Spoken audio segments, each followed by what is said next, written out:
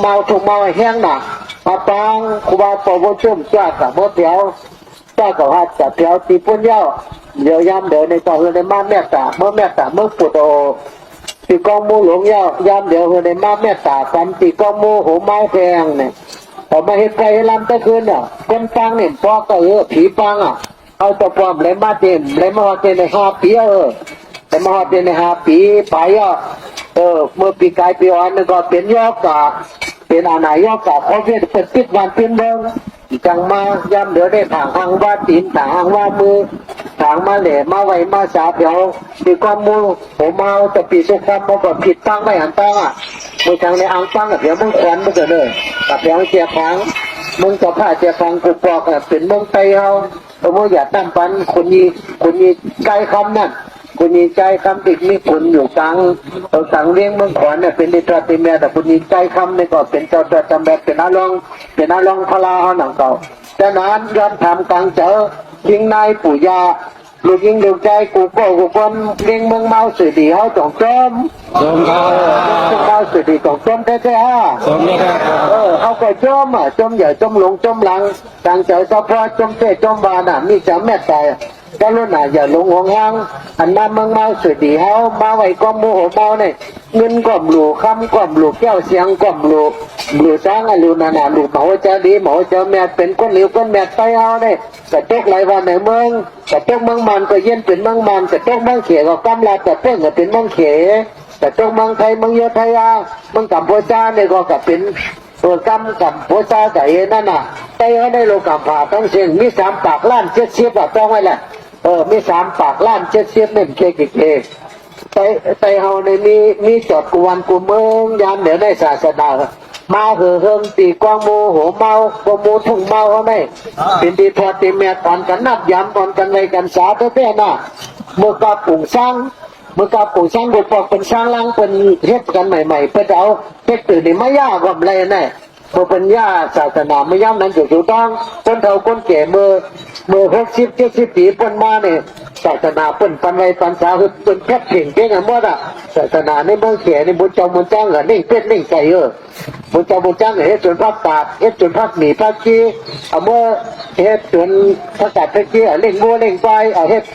เล่งเป็ดเล่งไก่เล่งหมูบุญจอมเนี่ยวัดจองเป็นย่าเมื่ออ่ะก็บอกเป็นย่าศาสนาปันไว้ปันสาเป็นอังมายากับเมาเจือตุ่งก็บอกตาปันเป็นสักกลุ่มสร้างกลางน่ะตากูสร้างกลางกว่าเจ้าขวันขโมงเป็นสร้างล่างแล้วเนี่ยเป็นอ่างเอาแท็กเตอร์ตื้อๆแบบไม่ย่ำในผีเก้าเขาเอาแท็กเตอร์เขาเลี้ยวไว้เพราะว่าผีบางยันคอกับไตกับก้อว่าเสียน่ะไม่ย่ำนั้นแต่ความบูทุ่มเมาหัวเมามันแนบหนาผู้สูงยาหนามีกีสาคัมพลาเป็นเจ้า8 เซนมีหมาหัวเจ้าพลาเป็นเจ้าโกตามาเขาทำมาหนาไว้ในมันหวังในมาไว้เป็นหมาหัวเจ้าเมืองไต้เขาว่าไงสาธุแหละได้เจอกับพ่อได้เจอกับพ่อในกับเดี๋ยวเมืองเชียงใหม่ได้เจอกับพ่อได้ซึกชึกกับเดี๋ยวเมืองเชียงใหม่กับเดี๋ยวเมืองกำแพงเพชรยงไทยาก็ตั้งเหนือได้กับเดี๋ยวเมืองอินเดียตั้งจะเจอกับพ่อเป็นลูกเป็นหลานกันกับเดี๋ยวเมืองอินเดียเนี่ยเป็นเมืองไต้เขาว่าเป็นเมืองอาจารย์จำไม่ผิดได้ก็เป็นปีเป็นน้องกันต้องจะเจอกันผ้าเจ้าขุนสามเจ้าผ้าคนสามสืบมาแต่เมืองเจ้าผ้า3 ตาเมืองไต้เจ้าผ้า3 ตาเนี่ยสวยตีเมืองทุ่งมาสวยดีเขาได้เจ้าผ้า3 ตามีหมากตามี3 หวยหมากตามี3 หวยมันแนบหนักเจ้าหนาก็ได้มาขุนว่างเจ้าผ้าว่างเมืองเขนั่นน่ะจำมาขี้เกตาเตะอาจจะมาอย่างจื้อก็โม่ในบิ๊กไล่ก็เป็นเตรียมไม่ห้ามต้องหลีเป็นจำเอาเมฆอ่อนมาชักกันโต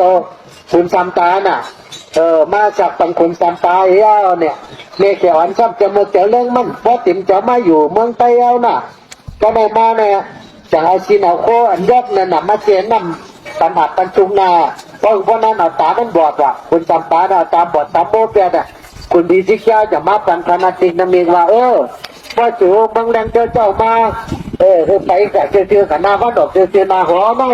ที่เมื่อมาสดีกูเป็นหอค่ำเป็นหอว่องไตเอาหอว่องหอเสียงเมืองไตเอามีหอว่องหอเสียงเจ้าผ้าหุ่นว่องหอเสียงเมืองไตเอาเนี่ยพ่อบางแรงเจ้ามาคือไปตั้งกับเจอตั้งออกเจอเพราะว่าแต่ญาติเป็นไม่สังก็ย่อเพราะมันมีแต่นานเป็นต้นไม้เมียกูบอกตรงห้องหมักคอนน่ะหมักคอนเป็นมังคอนเนี่ยย่ำเหลวนั่นน่ะมังคอนน่ะเป็นหมักคอน หมักคอนนั่นน่ะก็ได้มามันก็ไปสารพัดซ้ำตกผลซ้ำตกมาตกมาก็มาย้ำเสือต้นหมักคอน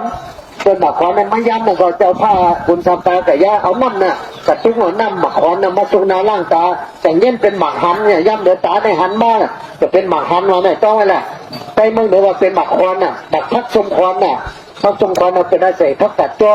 อาศัยเสียงพักลานเล่เสียงพักกัดจอก็จอพักอ่ะเป็นหมักคอนแซ่บเพราะนั้นมาเป็นหมาหันเลยแต่ย่ำเลยแต่ที่ว่าเป็นหมาหันก็ว่าตามันหันมากขึ้นน่ะตาหันมากขึ้นมันเนี่ยนะแต่ผ้าก็เป็นจะเอานั่งเขียนในปอกมือมันหนีออกกันอยู่ก็ได้ก็ได้อันหนึ่งผงร้องออกเมื่อปอกมือเขียนเมื่อใจกลางตั้งในเขียนมันก็นั่งดินเมื่ออื่นเมื่อใจต้องขวายในวันนั้นน่ะใจเข้าเขาเลยแต่มันจะเอากุศลมันดีนั่นน่ะเมียเขียนนั่นตอนนั้นมาเจ้าผ้าสามตาแล้วก็เป็นเจ้าผ้าเมืองไทยแล้วอุ๊ยตอนโน้เมืองสืบตั้งใจเนี่ยแถวเมืองเชียงใหม่เมืองลำพูนเชียงใหม่แถวเมืองกำแพงเพชรอยุธยาพ่นก็ได้ตั้งเหนือเลยกับแถวเมืองอินิยากับปล่องเพลเมืองอาจำตั้งพ่นกับปล่องแถวเมืองกุโตแถวลอยเสาเมืองแถวเมืองที่เบียดว่น่ะจะผ้าจะเจอกับผ้าจะเจอคุณทำตาในมั่นตั้งจะเจอกับผ้าในแถวเมืองที่เบียดเมืองปู่ตาโอเมืองปู่เต้าน่ะไปปู่เต้าเขาเนี่ยนำเขาเมื่อเดือนปีทิ้งลอยเสาเมืองเห็นมาบนตานั่นนะ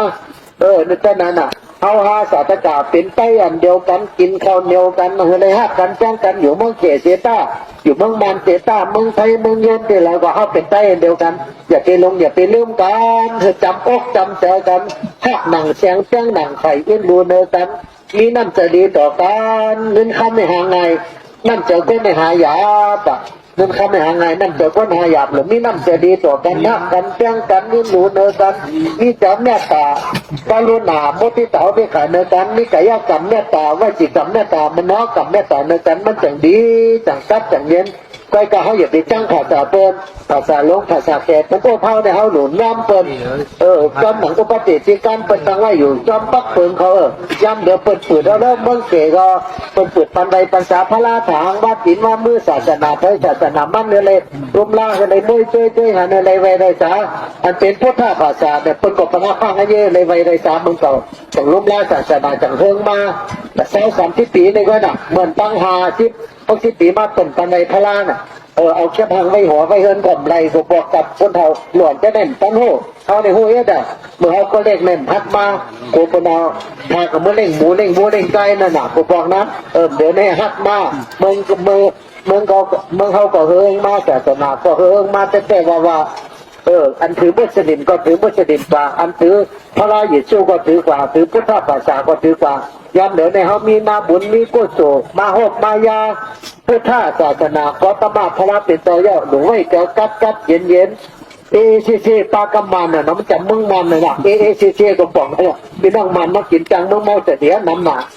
ตัวแล้วพี่น้องมันน้ำไหนได้เปลี่ยนมาแน่แต่ว่าน้องงามว่าเลยตันติ๊กพี่รู้ตังติ๊กซิทำบุกันน่ะบุกันแต่หักกันก็แต่พ่อเป็นมีพี่น้องมันก็จำไรตั้งเสียตั้งมันเนี่ยง่ายเป็นพี่น้องกันมาติดบ่แล้วเป็นเจ็บแผลวันมึงฝันกันก้อยว่าเต้ถึงคนนั้นเดียวกันหมดในโลกกับผ่าได้นะเป็นเจียงแผลกันเป็นวิ่งนั่งกินปูเนี่ยมีโอปากไปหนึ่งตัวเนี่ยเป็นพี่น้องกันหมดในโลกแน่นดีเอากันไปจะได้หักกันเพียงกันจะนานเฮาจะได้กะเป็นเจ้าคือยำพุทธภาษาพุทธศาสนาติมึงติมนานมาติโมพระราเป็นเจ้าก้าตู้สันท่าพระราเป็นเจ้าโกนาตมนาพระราเป็นเจ้ากัสสปะยามเดี๋ยวเป็นพระราเป็นเจ้าโกตมะ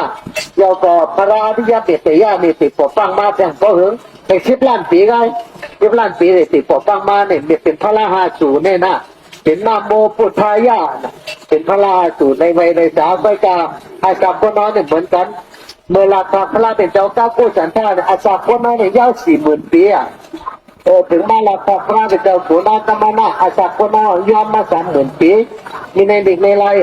ถึงมาลาพระราเป็นเจ้ากัสสปะอาศักคนน้อยยอมมา20,000 ปีถึงมาลาพระราเป็นเจ้าโกตมะเนี่ยอาศักคนน้อยขึ้นตั้งยอมมาขึ้นปักปีไว้ปักปียอม1 ปียอมเดี๋ยวอาศักคนน้อย75 ปีก็ดีตาย75 ปีก็ที่ได้จากคนน้อยยอม10 ปีก็ก็เพราะอากุศลมันนำมาที่กับหลงสัมปากับปฏิปต่อตายกับมันเป็นย่อกต่อตาย สุดปีใจก่อนเป็นย่อมกับพร้อมจังเป็นปันออกหัวปากออกเฮิร์นนั่นน่ะออกแก้ก็ไตแก้จับย่อมกับเพิ่นนั่นพอในปิ๊กชอบปิ๊กปากนั่นน่ะจะปีสุดข้ามเมื่อในปิ๊กคุบา